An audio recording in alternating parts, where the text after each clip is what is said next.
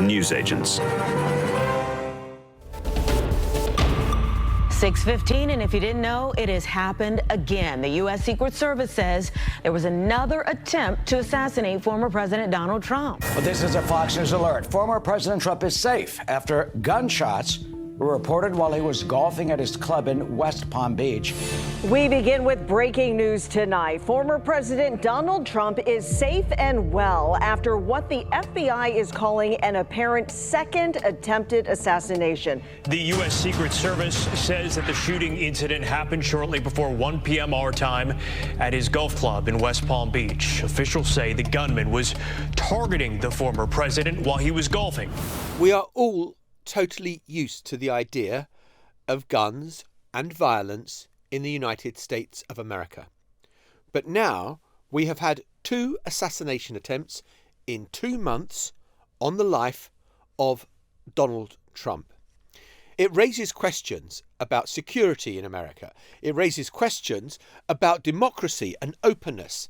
But it also raises questions about the presidential election race and whether this latest attempt on the Republican candidate's life will make any difference. Welcome to the Newsagents. It's John. And it's Emily in New York, where I am looking out of my bedroom window at air conditioning units. Nothing changes in the city. Yeah, well, you go to the United States of America, and what happens within hours of you getting there? There's another assassination attempt on Donald Trump, and you think, surely not. I read it and thought, has someone re-upped something from 2 months ago?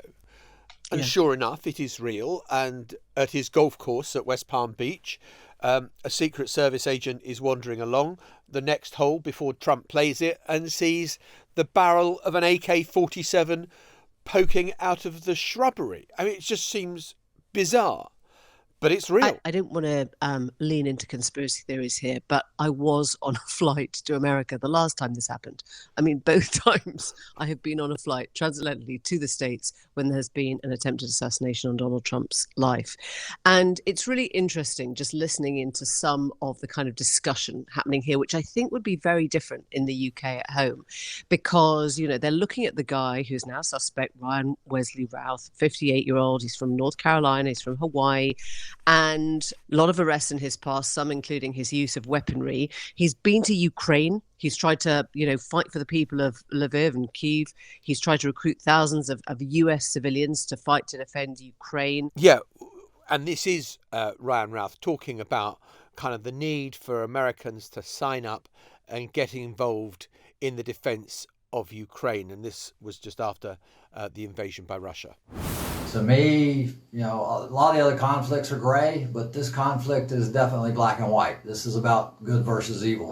My initial goal was to come and fight. I think, everybody around the globe should be motivated to come here and support the Ukrainians and to support the army, no matter what gender, age, anything. Everybody should be here supporting the army. But I'm 56, so initially they were like, well, I have no military experience, so they're like, you're not an ideal candidate.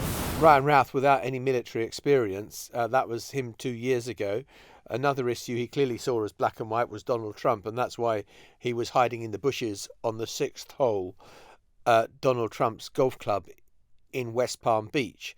And presumably, if convicted, he's not going to be seeing anything now except the inside of a jail. And I think the conversation here is about how did this happen again? How could Donald Trump not have been supported second time round? How is it possible that somebody got 350 to 500 yards away from Trump pointing an AK-47 rifle? And of course, inevitably, they're all going to start talking about political rhetoric. And I think in the UK, I mean, maybe I'm wrong, but my sense is that the discussion we're having there is, yeah, this is what happens when you have a lot of guns and a problem that hasn't dealt with its, mental health issues very well. over years and years and years. And that is not really entering the conversation here. It can't.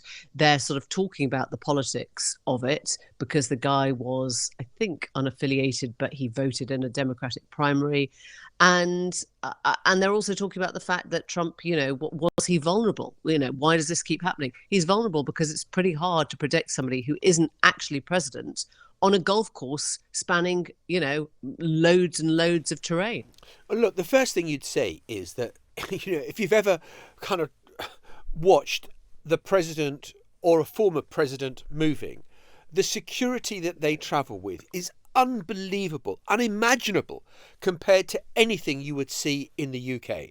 I've been kind of on the M4 going up towards Heathrow Airport behind a car which was going, I thought, too slowly, and I sort of flashed it to get out of the fast lane really cleverly, and up came a sign from the back of the car saying keep your distance, and I suddenly realised it was a police car, a police Land Rover, and in front was presumably the VIP, a member of the royal family or whatever. We do low key because not everybody is armed in this country. In America, they do absolute maximum ostentatious displays of security around these people. And, and even that's not enough. And I suppose the thing you feel about it is, I remember, pre-poll tax riots, there were no gates at Downing Street. Anyone could just wander up to number 10 Downing Street and wander down. And every time there is an incident like this, there is a further loss of innocence about open democracy, where people have to be more and more shut away. Joe Biden says the reason he doesn't do more is the Secret Service have told him not to do more because of the danger. And so you get political leaders who are meant to be representatives of the people absolutely locked away and hidden from public view. And that's really, really unhealthy for democracy. Yeah, and I suppose the caveat to what I just said is we, of course, have lost 2 politicians, right, in the last 10 years. And those have been assassination attacks that have succeeded in terms of their aim. In the US, I guess you're saying, well, look, these 2 attempted assassination attacks have not succeeded. Does that speak to a better level of security, a better arrangement? I don't know. Maybe it does. But I think it is that whole kind of, quote again, isn't it? Once is a misfortune, twice is carelessness. You end up sort of thinking, what has been learnt since the last time round? And actually, if we go back to that moment in Butler, Pennsylvania, just before the Republican National Convention began, there was all that discussion of like, oh, do we need to lower the temperature? Is it political language? Is it the way we speak? And as you rightly predicted, that lasted all of what? 24 hours, 48 hours, And sure enough, today, here we are. One of the stories kind of now leading the headlines is Donald Trump on Taylor Swift saying, I hate Taylor Swift. You kind of can't have it both ways. Now, admittedly, he posted that on Trump Social yesterday morning, 3 days actually after the debate in which it became clear that she was going to offer her support to the Democrats, to Kamala Harris. But, on the one hand, you've got those around him saying, we've got to bring down the temperature, we've got to lower the debate. And then you've got him sort of posting in sort of outraged block capitals that he hates essentially a pop star. And it's not going to change because what was so telling, if you look at the arc of the day yesterday, which was Donald Trump, I hate Taylor Swift on Truth Social, and he'd also put up something about the New York Times being the true enemy of democracy. And, it was just angry Donald Trump. And then, by the afternoon, it's about an assassination attempt on him again, and wondering how does this play out politically? And I don't want this to sound crass and say, oh, God, how handy for Donald Trump to have this happen for him, because obviously political violence should play no role in an election. But, given the way that the narrative was going of, Donald Trump lost the debate, Donald Trump doesn't know how to handle it, Donald Trump is raging about Taylor Swift, Donald Trump is furious with the New York Times, this completely resets it again for the second time, that it becomes about Donald Trump, potential victim. Yes and no. I mean, I would agree with that, except that actually I don't think the last time properly shifted the dial. And I'm not sure this time will shift it either. And I heard somebody, I mean, I think it was a sort of surrogate, but speaking on behalf of Trump yesterday, who said, look, this is where we are. A lot of people don't like Donald Trump. I mean, this is what his friends are saying. A lot of people don't like Donald Trump, but they think that they were better off under his administration. And it kind of stopped me in my tracks because I thought, yeah, that's a crazy place to do, because the way that the Democrats have been messaging is, do you want this man? Do you trust this man? Do you like this man? And I think it's possible to say that Kamala Harris, came out better in the debate, came out more likable in the debate, kind of maybe won that hands down, but actually that they still think that they were less pinched economically under Donald Trump. And so suddenly you're kind of going, well, is that going to push, I'm not really sure whether an assassination attempt will make people like him anymore. And if it does that really change anything? That the last thing didn't really. Do you know what I mean? Yeah, I do. I mean, and look, in terms of polling data, it seems to be the great mismatch, which, again, is why we have to do this podcast, because you get a debate where you can conclusively say it is absolutely clear that Kamala Harris won the debate. Has there been any significant shift in the polls as a result of that? No, not really. And so you think, well, what does it take? But 400,000 people more registering to vote after the Taylor Swift endorsement. I mean, those are the kind of, when we talk about this election in inches, not miles, those are the important inches. People actually going and filling in that form and saying, I'd now like to decide to vote. I mean, I wonder what the percentage is of undecided, whether it's 4% or 0.4%. I suspect it's probably closer to 0.4% than 4%. But, very few people are undecided. And I think you put your finger on it there, Emily, when you said, they may think he's an absolute bastard and they kind of find his behaviour boorish and unacceptable, but they kind of think they were better off when Donald Trump was president. And let's face it, it's your pocketbook that talks rather than anything else. And you've got Kamala Harris doing really well on likability, doing really well on people forming a better impression of her than before she went into that debate. But it's just shifting that dial by any fraction of a degree that is so important. And these margins are going to stay wafer thin. There is not going to be, I don't think, any sudden collapse of support for Trump or any huge surge of support. I think we've probably got the race now as it is framed, and it's going to be attritional. First World War making a few inches of gains in deep, thick mud. Well, let's talk a little bit about the areas where the Democrats think that there is still room to change minds. And that's the kind of people that are surrounding Donald Trump when he moves around the country and goes to his rallies. The focus in the last few days has been on Loomer, who... what's the best way of describing her? Wow, I'm looking forward to this. I've got some popcorn in Maitlis in the studio in London by myself, and I'm waiting for you to describe Loomer. I mean, look, sort of conspiracy theorist in chief, right? I mean, that's kind of what she has morphed into. And she has been taking pride of place on Trump's private jet, Trump Force One, whatever. And she's been spewing sort of really pathetic racial tropes recently. She said that if Kamala Harris won the presidency, then the whole White House would smell of curry. I mean, that is kind of first grade stuff, pitiful stuff. But she's also somebody who has, in the past questioned these assassination attempts. I caught up with her at the Republican convention back in July, and funnily enough, I interviewed her, and then we never used the clip because we had this whole debate of like, well, why are we airing batshit crazy conspiracies? We don't need to. There are sort of like lots of people to talk to here. And so we never used the clip of her then, but we revisited it. Our cameraman Rory dug it out because he was like, oh my God, this was what she was saying last time round. And now she's got this sort of pole position beside the former president, beside Trump on his plane. Is she feeding into his ear right now? Have a listen. Your thoughts, as you've said, are pretty inflammatory about what happened on Saturday night. Well, look, the Biden administration, just last week, Joe Biden was heard on a donor call saying he wants to put President Trump in a bullseye. That's a metaphor, right? I don't think it's a metaphor. I think it's a direct incitement to violence. And when John... You think he wanted Trump killed? Yes, I do. I do. And You think Joe Biden wanted Trump killed, and he was telling donors that in a phone call? Well, when you say things and you're the president of the United States of America and you say put Trump in a bullseye, you clearly understand that a bullseye is symbolic of being in the scope of a firearm. So what do you mean by an inside job?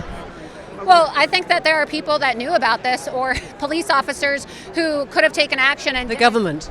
Yes, I do, because if you look at the videos, and I know it's an inflammatory thing to say, but there are videos online that show Trump supporters frantically trying to leave the rally, and this was a minute and a half before shots rang out.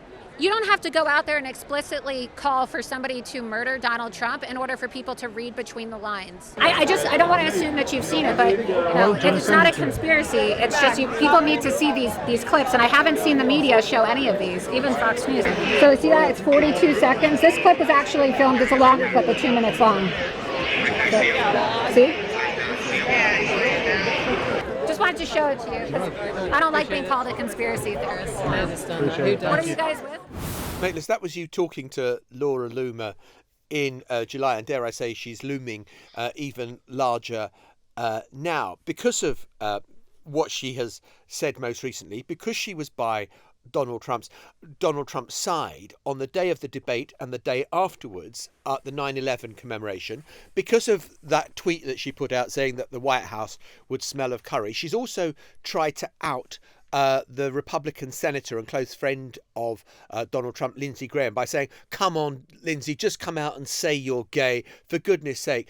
And she has incurred the wrath of none other than Marjorie Taylor Greene, who has shot back and said, "You are being unbelievably racist." Now, when you fall to the wrong side of Marjorie Taylor Greene, you are really out there. And Republicans want Donald Trump to distance himself from her, and he is refusing to do so. And the main reason that Republicans want her to be, cast into outer darkness is that they believe she was the person responsible for the memorable clip from the debate where Donald Trump says, "They're eating our cats, they're eating our dogs, they are eating our pets." It was her who put the idea to him that you really ought to raise this in the debate, and sure enough, Donald Trump did. She has Donald Trump's ear, and a lot of Republicans are terrified by that. Yeah, I mean, look, that clip has now been, I don't know, set to music, become a meme to launch 1,000 ships. I mean, the Democrats cannot get enough of that moment of Trump staring down the barrel and saying, I think his last words were, "It's a shame." They're eating your cats, they're eating your dogs, they're eating your pets. It's a shame. I mean, it just sums up that whole debate kind of beautifully. But I guess there are always real life consequences to these things. And sure enough, within 24 hours of him saying that, there was a bomb threat in Springfield, Ohio, little town in, can you believe it's JD Vance's home state of Ohio. And the Proud Boys also appeared. There were reports of the Proud Boys, the right-wing nationalist group, coming into Springfield, Ohio. And so he was asked about this. JD Vance was asked about this on the Sunday shows at the weekend and said, why would you say stuff like that? And he really struggled here. And I've said in the past, he's pretty good in these adversarial interviews. He's pretty good with a, one-on-one TV interview. This time round, he had two lines. One was he had direct experience, he said, of these 911 calls. And I was like, wait, people have been calling 911 because their pets have been eaten in Springfield, Ohio, and then they've told you about it. I mean, really complicated thing to weave, because what he was trying to say was people in Springfield are unhappy about the level of migration. Some have even called the police. But the way he elided it all sounded like people have been calling the police because their pets were eaten. And the second thing he did was to Dana Bash on CNN yesterday.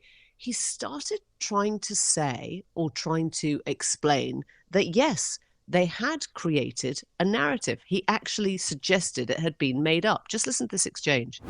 Just once and for all, you again started this in part by saying that, at which Donald Trump repeated on the debate stage, that, and he didn't say anything about the policies that you're talking about. He just said Haitians are eating dogs and cats.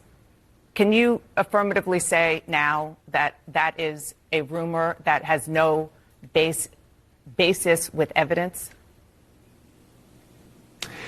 Dana, the evidence is the first-hand account of my constituents who are telling me that this happened. And by the way, I've been trying to talk about the problems in Springfield for months, and the American media ignored it. There was a congressional hearing just last week of angel moms who lost children because Kamala Harris let criminal migrants into this country who then murdered their children. The American media totally ignored this stuff until Donald Trump and I started talking about cat memes. If I have to, But it wasn't just a meme, create stories so that the American media actually pays attention to the suffering of the American people, then that's what I'm going to do, Dana, because you guys are completely letting Kamala Harris coast. You had one interview with her. You talk about pushing back against me, Dana. You didn't push back against the fact that she cast the deciding vote on the Inflation Reduction Act, which is why a lot of Americans can't afford food and housing. You just said We that ought you're to be creating talking a about story. public policy. Sir, you just said that you're creating the story. What's that, Dana? You just said that this is a story that you Yes. created. So the eating dogs and cats thing is not We are accurate. creating. Dana, it comes from first-hand accounts from my constituents. I say that we're creating a story, meaning we're creating the American media focusing on it. I didn't create 20,000 illegal migrants coming into Springfield thanks to Kamala Harris's policies. Her policies did that, but yes, we created the actual focus that allowed the American media to talk about this story and the suffering caused by Kamala Harris's policies. Oh boy. Okay. So That that's is just saying the quiet unbelievable. bit out loud. Yeah. Unbelievable, right? So he basically says, yes, we created the story to try and get the media's attention on a bigger problem, which is Haitian immigration in Springfield, Ohio. But the moment you've just told a leading news presenter that your team makes up stories, creates narratives, I think you're in a bit of trouble. Or in the old world, in old money, you would have been. Well, I think, isn't the phrase fake news the one to apply to this, the one that Donald Trump used to apply to us the whole time? This is a fiction.